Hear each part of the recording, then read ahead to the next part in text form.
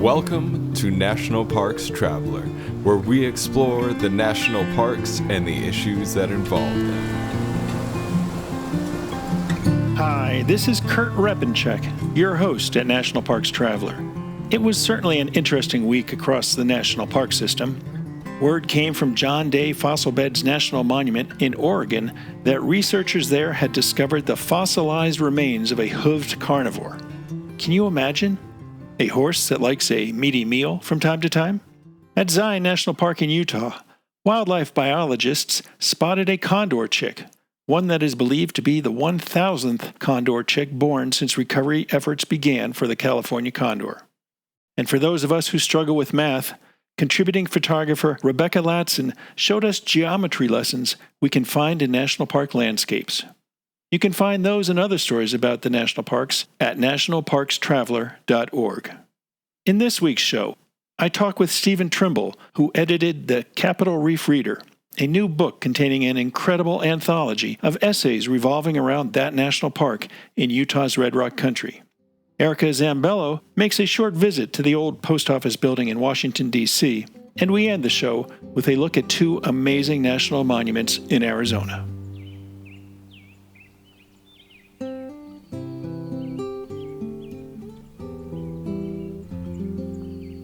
We all know what incredible cauldrons of beauty and history national parks hold for visitors to marvel at. You can view them as libraries of natural and cultural history. And like most libraries, you can get lost in the stacks if you don't have a guide. Stephen Trimble has put together the guide you need to more fully appreciate Capitol Reef National Park in Utah. Now, it's not your typical national park guidebook. There's no trail information, no dining or lodging information. Rather, it's an incredible wealth of information in the essays that Trimble has pulled together for us in the Capitol Reef Reader. Essays by the likes of Clarence Dutton, who traveled the Southwest with Major John Wesley Powell, at Abbey, and that literary conservation giant, Wallace Stegner. But there also are pieces by names we're not familiar with. Greg Gordon describes Capitol Reef as a landscape of desire. Jonathan Thau digs into the park's history with uranium, and Stephen Sims teaches us about the Fremont culture that long ago lived in this landscape. These and other authors share their wisdom on the cultures that call the Capitol Reef region home, instruct us on the rich and unique geology there, and describe the incredible effort that went into creating Capitol Reef National Park. Welcome, Steve. Now, this was no overnight project and obviously a labor of love that, I'm guessing, sprang from some years ago when you were a seasonal ranger at Capitol Reef. That's absolutely right, Kurt, and I'm delighted to have this conversation with you about a book that I started 45 years ago without even knowing it. I was a seasonal ranger at Capitol Reef in 1975 when I was in my early 20s and did what every seasonal ranger did. I started reading up on the background of the park so I could be a competent ranger and give a good campfire time, and started reading those elders that you mentioned at the opening, Clarence Dutton and Ed Abbey and Wallace Stegner and Ann Zwinger and Willa Cather and all the rest of the folks who had written about the Colorado Plateau. And lo and behold, decades later, I had this assignment to edit a Capitol Reef Reader and dive back into that literature and look for the best stuff I knew about already and find things that I had yet to discover. Now, I must admit that the book caught me off guard because I've got the Rocky Mountain Reader and I've got the Pacific Crest Trail Reader and I think maybe even the Grand Canyon Reader. And those present the parks or the trail from the perspective of the recreationalist out there. Whereas your book, the Capitol Reef Reader, that you've done an incredible job pulling together, really does uncover the history and the geology of the region. How did you go about collecting these essays? I can't imagine, how long it must have taken you. Well, it took a couple of years off and on, which is actually fairly quick for a book. Some of my big books have taken 10 years off and on. But, I had a head start. I've been writing and photographing on the Colorado Plateau really my whole adult life and working on books that included the literature of the plateau. And so I had a pretty good beginning point. I knew a lot about where the great writing was about the plateau in general, and quite a bit about the great writing about Capitol Reef specifically. But I wanted to give the reader a primer on this park. You know, one of the writers, Jonathan Thau, that you mentioned, titled his master's thesis, The Forgotten National Park. And Capitol Reef is just not as well known as the other mighty five national parks here in Utah, Arches and Canyonlands and Zion and Bryce Canyon. And even so, I found a very rich literature. It turns out that there may be a richer literature for Capitol Reef than there is for some of those other better known, more highly visited parks. And I think it's because there was always a through route, a through highway through central Utah that came right down Capitol Gorge, right through the middle of Capitol Reef when it was a small national monument and then later a national park. And there was a little village that's now the park headquarters, Fruta, Pioneer Mormon Village, that gave people a sense of home. People wrote with nostalgia and affection about growing up there. Plus, it's really the type locality for the Fremont Indian culture. And archaeologists have been coming to Capitol Reef since the 1920s as a major spot for understanding Native people on the plateau. And so people have been drawn back to this place over and over again, not specifically for the park, but for the place. And in defining Capitol Reef in this book, I was a little loose with park boundaries. I didn't worry too much about those zigzag straight lines on the map. Mm-hmm. I defined Capitol Reef as Capitol Reef country. Everything from the east rim of Boulder Mountain, where you look out across the Water Pocket Fold, to the Henry Mountains on the eastern edge of the park that mark that boundary, that horizon you see from everywhere in the park. And then the whole 100-mile length of the Water Pocket Fold, which is the central feature of the park. Did you approach the task aiming or striving for a common thread that tied all these essays together? Or rather, did you go into the project hoping to create a rich quilt of literature centered around the park and, as you mentioned, the surrounding landscape? I like that rich quilt of literature. We should have asked you to do a blurb for the back cover. I just went looking for the best writing I could find that captured the spirit of the place and told us something about the park in words that did that better than anyone else. And I started by just compiling a big stack of excerpts, personal narratives, philosophical riffs, historic and scientific records, a lot of different kinds of writing. And then I started looking for the themes that you were looking for in your question and ordered them, starting with the view from Boulder Mountain, which is the place where so many people start, driving Utah Highway 12, that scenic byway that goes from Torrey to Boulder and on to Escalante and Panguitch, and looking out over this incredible expanse of rock.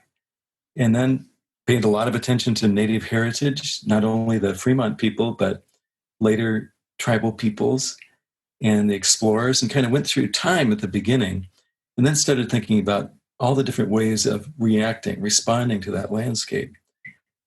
Naturalist writers, the people who lived in the park at Fruta and at some of the other places where more recent permanent residents have been. I've got lyrics from a song in there. I've got a cowboy poet. I've got the story of conserving the place. And then toward the end, I do what you might expect in a more predictable way of looking at the park from the perspective of hikers and canyoneers and people that are using the park now as a place of refuge and restoration. Now, did the folks at the University of Utah Press, which has published this book, did they have a list of authors they wanted you to look at, or did they just outline the project and say, go after it? Well, I was really lucky, Kurt. The University of Utah Press is doing a series of national park readers, and they came to me and asked if I would edit the Capitol Reef volume. And they gave me the other books that they've done in the series, Rocky Mountain, Zion, Glacier, as samples. But then they kind of let me have at it. They gave me a lot of freedom. And they knew that I knew the park very well and knew the literature well. And then we have this lovely opportunity to run photographs through the book I'm a photographer too, and I've been taking pictures there through all this long time I've been visiting the park. And we got a little grant from the Nature Conservancy of Utah to run color throughout the book. So there are 100 photographs sprinkled through more than 50 writers. And so it's a substantial book, but the press was great. They let me do the book that I had sort of wanted to do without even knowing I wanted to do it all these years. We've been talking today with Stephen Trimble, who edited the new Capitol Reef Reader, intriguing and very rich book about Capitol Reef National Park. We're going to take a short break, and we'll be back in a minute with Steve.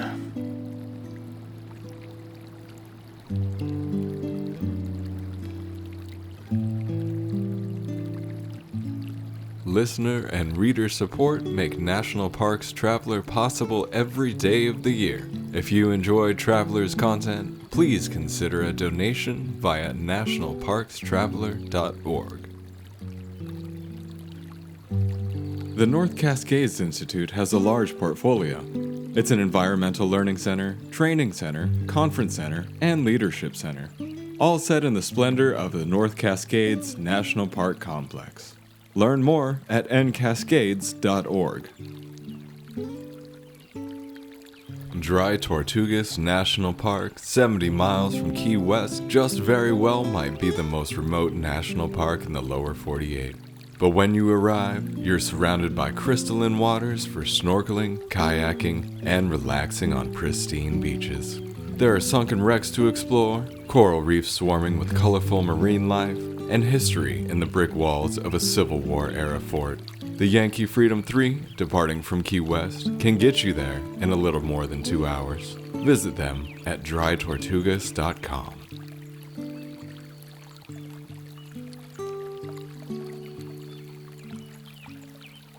We're back now with Stephen Trimble, who edited the Capitol Reef Reader, a new book that really explores the background of Capitol Reef National Park in Utah.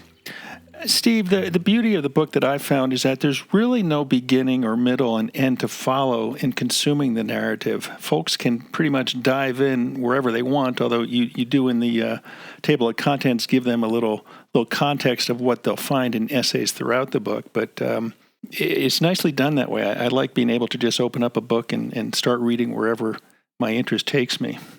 You bet. And I know I don't really expect people to sit down and read it from cover to cover, starting at page 1. I hope they'll read my introduction, which gives them a sense of not only what's in the book, but who I am, who their guide is in the book. But sure, I expect people to leaf through it and things will catch their eye. Maybe a writer whose work they know, someone like Ellen Malloy or Ed Abbey or Craig Childs or Chuck Bowden, some of those better-known people. If they're particularly interested in history, they might see some of the historic pictures from the little village of Fruta and start reading reminiscences of folks that actually attended school at the Fruta Schoolhouse back in the early part of the 20th century. There are a couple of places where I feature artists as well. Mm-hmm. James Swenson, a professor down at Brigham Young University, is fascinated by photography in national parks. He's made that sort of a specialty. And I asked him if he had anything to contribute to the book, figuring that he must have written something already because I'd heard him speak about photography in Capitol Reef. But he wrote me a brand new piece about Minor White's incredible abstract black and white image, Mon Copy Strata, from 1962.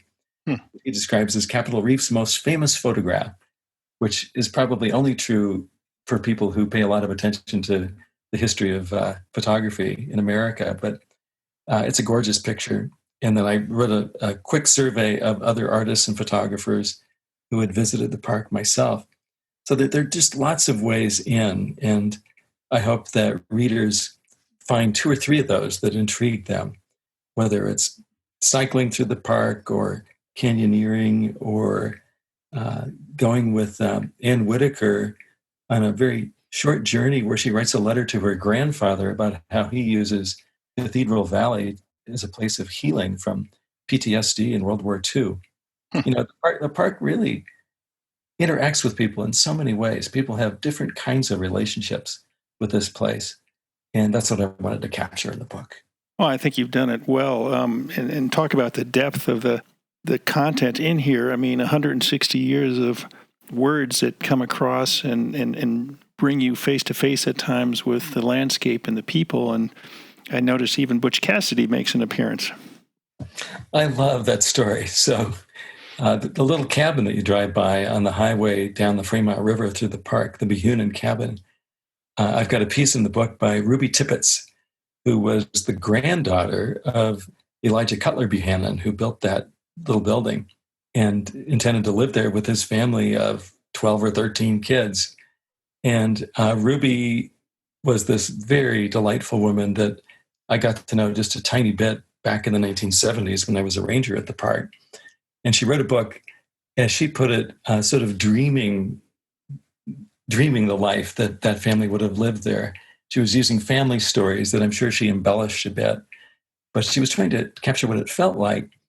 And in that story, she repeats a family story that matches up with what I saw when I was a ranger there. On the back of the little Behunin cabin, there was carved in the rock the signature Butch Cassidy. And the park didn't really know much about it, but Ruby said her family was there when Butch came through and carved it on the back of the stones. And there was actually an old timer who came into the visitor center when I worked there in 1975, who said he was with Butch when he carved his signature. And of course, Butch Cassidy was born in Circleville and often came back and forth through Wayne County, the home county for Capitol Reef, from Robbers Roost over by Canyonlands, going back to Circleville to visit his family.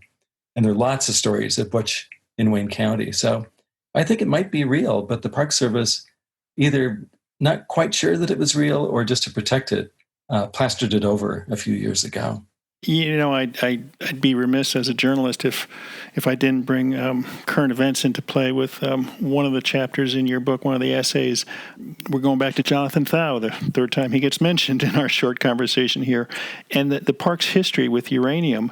You look most recently at what the current administration has done in pulling apart the Bears Ears National Monument and the Grand Staircase Escalante National Monument and all the subterfuge that some believe took place to open up some lands to mining and energy development and maybe even cattle grazing.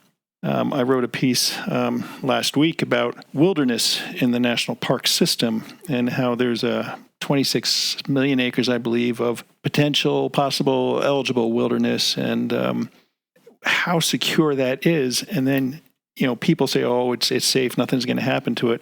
And then you read Jonathan Thau's piece on the uranium history and the uranium mining that came to the park inside the monument, I guess it was at the time, shortly after World War II. It was a shocking piece to me of what we all should be aware of today in the politics and how we manage our public lands.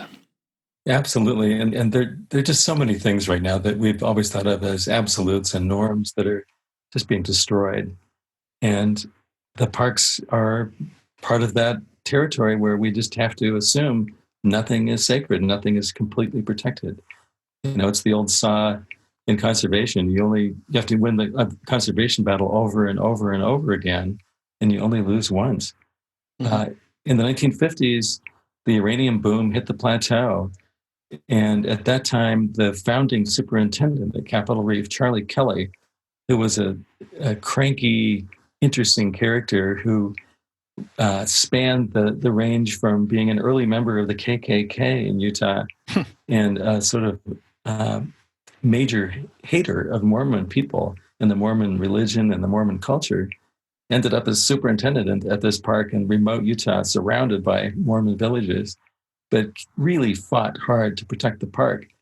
And in the 1950s, when we were in the middle of a uranium boom, trying to find every little scrap of that yellow mineral we could, the local prospectors, all the local folks in Wayne County and southern Utah, were determined to strike it rich and pressured their congressional delegation to open up the monument for prospecting.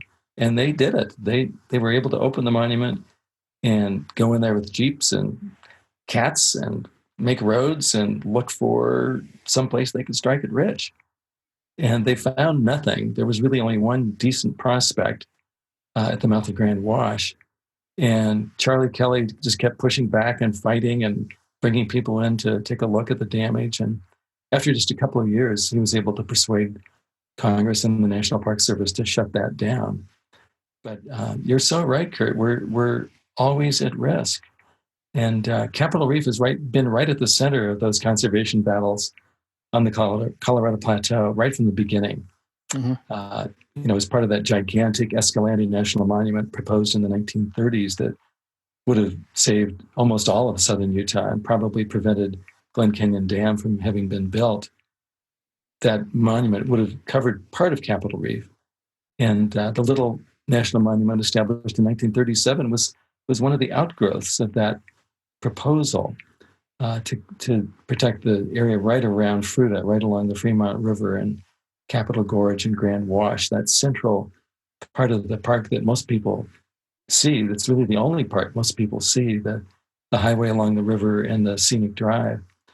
And then when the park was the monument was expanded greatly by LBJ without any input locally. That riled up the traditional families who don't much like federal regulation, federal designation, and later expanded to a national park. And forever after, we've fought about whether or not to pave the Burr Trail, the dirt road through the park, right up to this spring when the BLM under the current administration gave the counties the go-ahead to pave another stretch leading up to the park.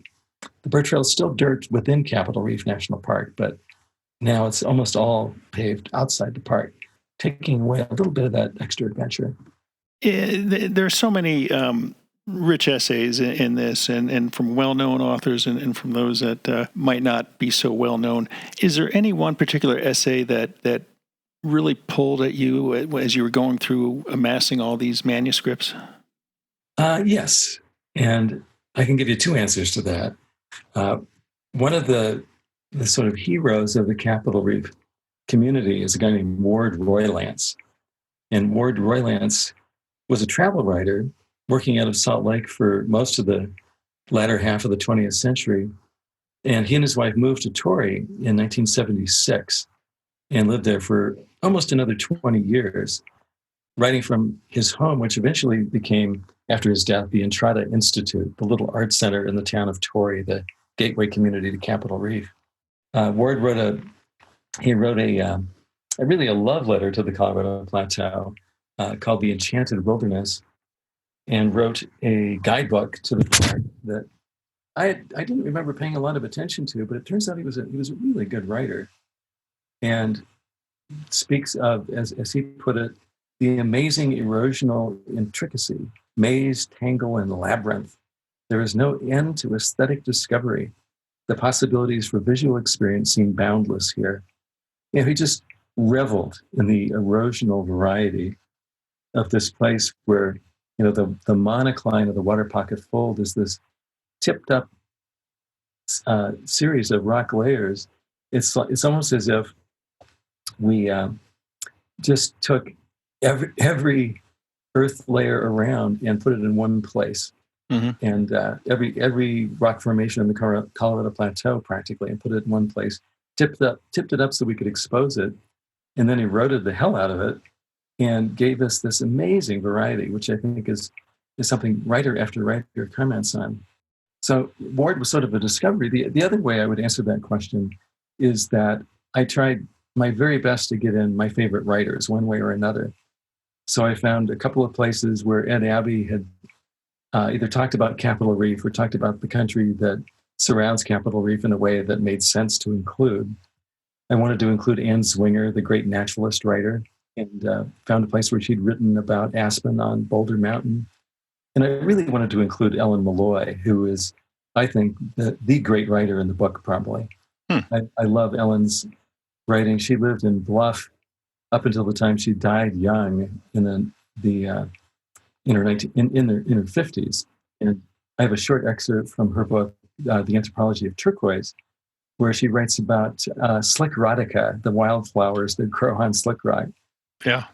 And she's funny, she's smart, and she's really writing about Comb Ridge, the long spine of Navajo sandstone outside her back door in Bluff. But everything she says applies equally to the long spine of Navajo sandstone of the Water Pocket Fold. Is there, what do you hope that readers take away from this work? A couple of things.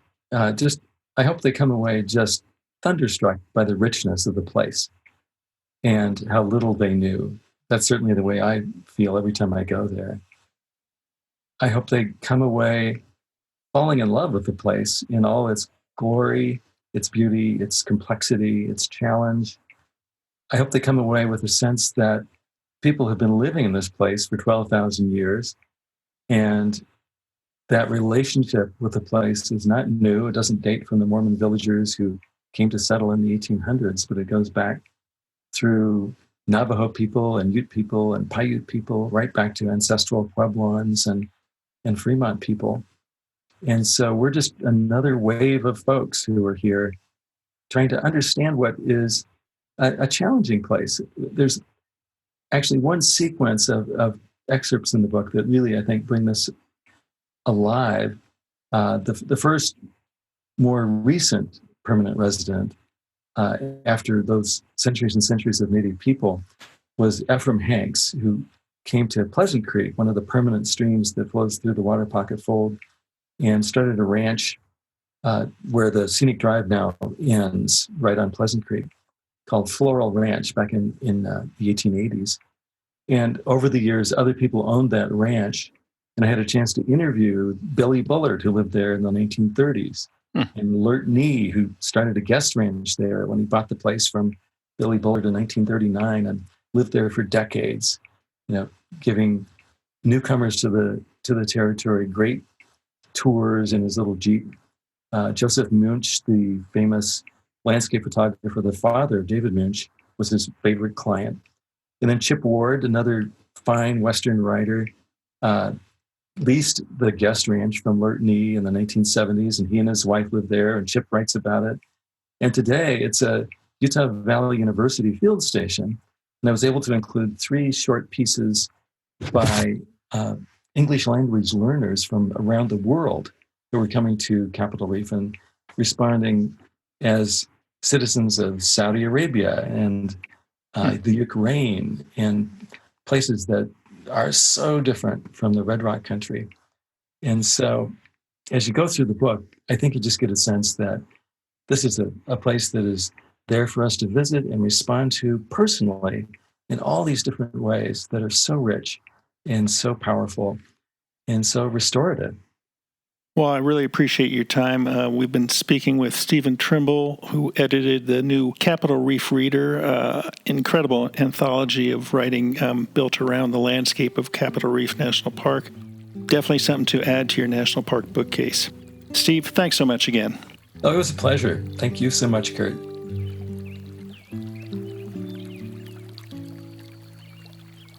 RV Share provides not only an option for renters to enjoy the perks of RV travel without having to buy one, but an opportunity for owners to earn income by renting theirs out. You'll find everything from large and luxurious Class A RVs all the way to small and easy-to-tow pop-up campers. You can even use their filters to find an RV that is dog-friendly or one that will be delivered right to your campground. Visit RVshare.com to start your search for the perfect RV rental or to list your RV. The Blue Ridge Parkway Foundation is the primary nonprofit fundraising partner for the Blue Ridge Parkway. It is made up of people who have a deep love for this majestic road and want to ensure that its natural beauty and the experiences it offers endure for generations to come. Show your appreciation at brpfoundation.org. The Yosemite Conservancy inspires people to support projects and programs that preserve Yosemite National Park and enrich the visitor experience. The Conservancy funds transformative work throughout the park. The grants donors support help protect diverse wildlife and plant species and restore the precious habitats they depend on. Grants also support improvements to miles of trails to ensure visitors can safely access Yosemite's wonders. Visit YosemiteConservancy.org to find more inspiration.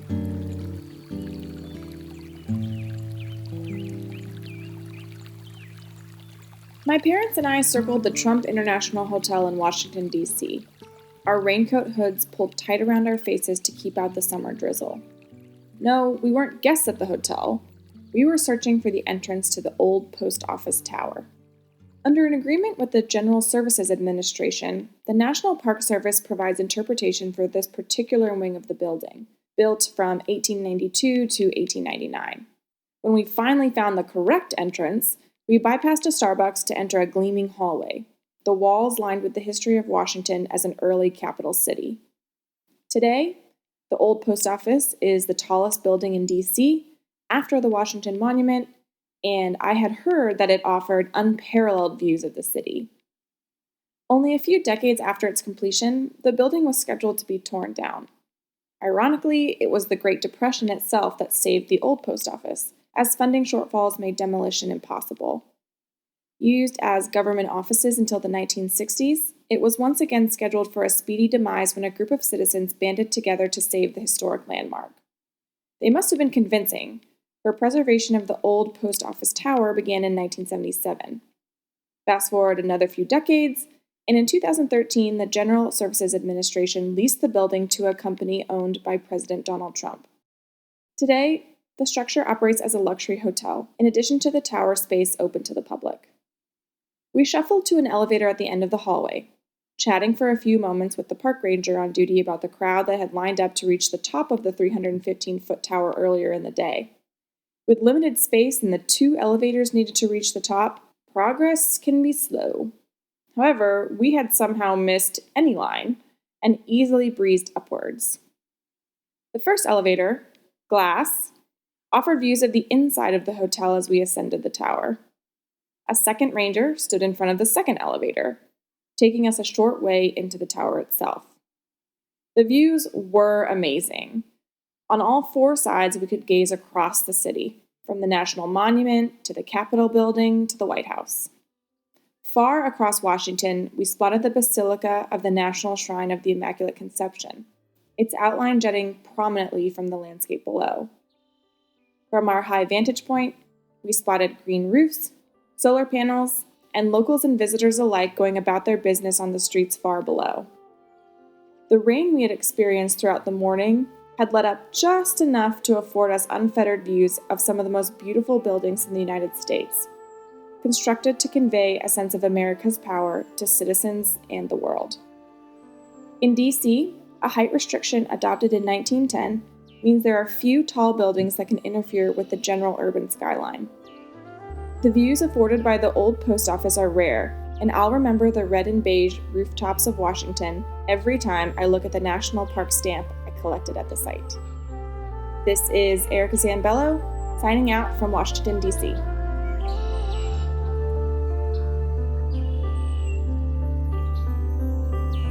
Acadia National Park is one of the 10 most popular national parks in the United States. It is also one of the smallest and most vulnerable. That's why Friends of Acadia exists. Friends of Acadia is an independent organization of passionate people inspiring those who love this magnificent park to make a real and lasting difference for Acadia. You can make a difference at friendsofacadia.org. Washington State is graced with 3 spectacular national parks, each different and special in their own unique ways. As the official nonprofit partner and the only philanthropic organization dedicated exclusively to supporting these parks through charitable contributions, Washington's National Park Fund has a mission to deepen the public's love for, understanding of, and experiences in Mount Rainier, North Cascades, and Olympic National Parks. Share your passion for these parks at WNPF.org.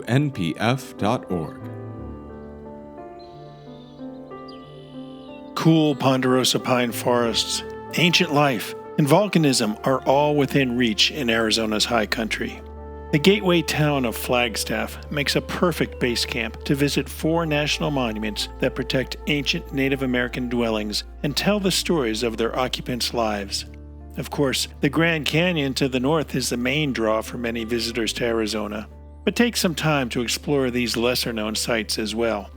The stories within these monuments, Walnut Canyon, Sunset Crater Volcano, Wupatki, and Montezuma Castle, overlap, but a long weekend tour will provide you with a deeper understanding of some of the cultural and geologic mysteries of the Southwest.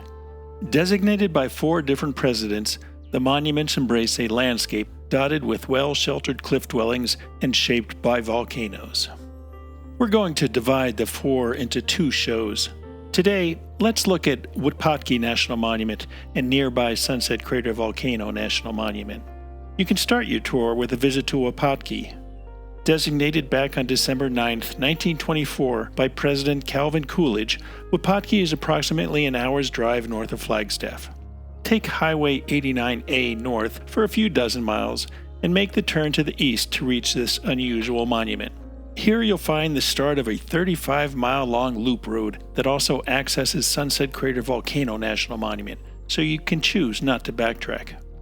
The Visitor Center is located next to the 3-story Wupatki Pueblo with its more than 100 rooms that once housed 300 people. There are more than 800 identified ruins here, tucked between the Ponderosa-dotted mountains and the Painted Desert, and all within a distinctive dark red color of the native Moenkopi sandstone, punctuated with black volcanic sand. Though first inhabited around 500, there was an influx of residents after the volcanic eruptions of Sunset Crater in the 11th century. It was later abandoned by 1215. The Wupatki Pueblo is thought to have been the largest, tallest, and most influential pueblo during those times. Hopi may have inhabited the buildings afterwards, and in the 1880s, sheep herders used some of the structures as a camp. There are 5 accessible ruins here, and you might visit the Lomatki and Box Canyon pueblos via an easy half-mile trail. These pueblos are built on the edge of a deep canyon. The Citadel Pueblo is built on a small hill with a limestone sinkhole to the south. Once you take a walk to one of these pueblos, you'll spot other ruins dotting the desert. For a nice view, take the half-mile Doney Mountain Trail to the top of a volcanic cinder cone. The park rangers also offer guided hikes during the cooler months, which will allow you to see areas of the monument otherwise not open to the public. Discovery hikes are short day hikes, available on some Saturdays from November through March, where you'll explore petroglyphs, archaeology, and the flora and fauna of the area. During 4 weekends in October, the Crack in the Rock hikes are a 2-day weekend adventure into the backcountry, with participants chosen by lottery. These 25-mile strenuous hikes are limited to 12 people, and you must be able to carry your own backpack. A highlight of the trek is visiting the remote Crack in the Rock Pueblo. Check the park's website to see the schedule for this fall's hikes. The hikes are also offered in April, so check in early spring if this sounds appealing. Now, there is no lodging, overnight parking, or camping at Wupatki, and there is a $15 per person entrance fee that covers both Wupatki and Sunset Crater Volcano National Monuments.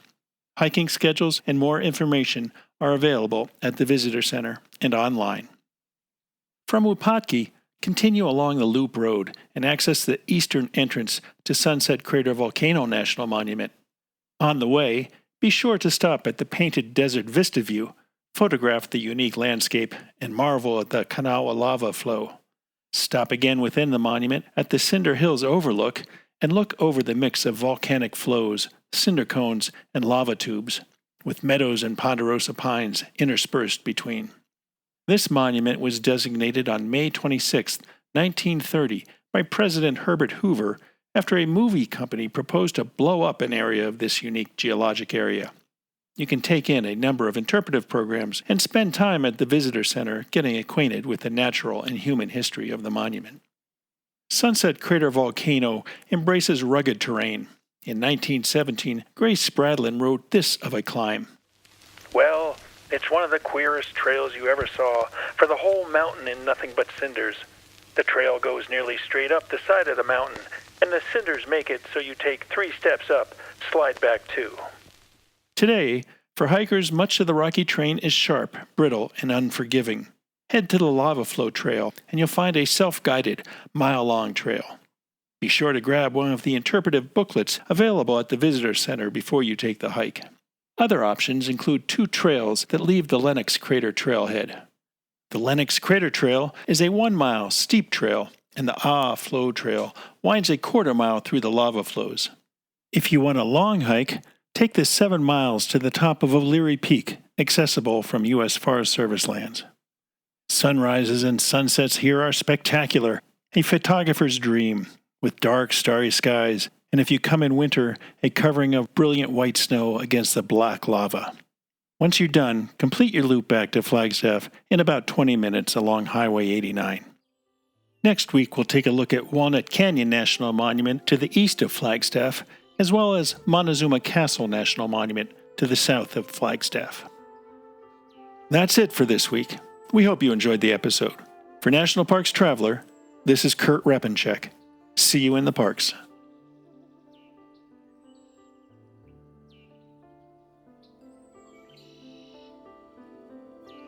The composers and musicians at Orange Tree Productions have created a unique collection known as the National Park Series that has grown to include more than 30 CD titles. Composed against the backdrop of a park's sounds of nature, these musical scores will connect you with these beautiful places and take you there, at least in your mind. This collection is the #1 selling national park audio series in the world and provides the background music for National Parks Travelers podcast. Visit them at orangetreeproductions.com. National Parks Traveler is a 501c3 nonprofit media organization that provides daily editorial coverage of national parks and protected areas. Traveler's coverage is made possible by reader and listener donations. Visit us at nationalparkstraveler.org.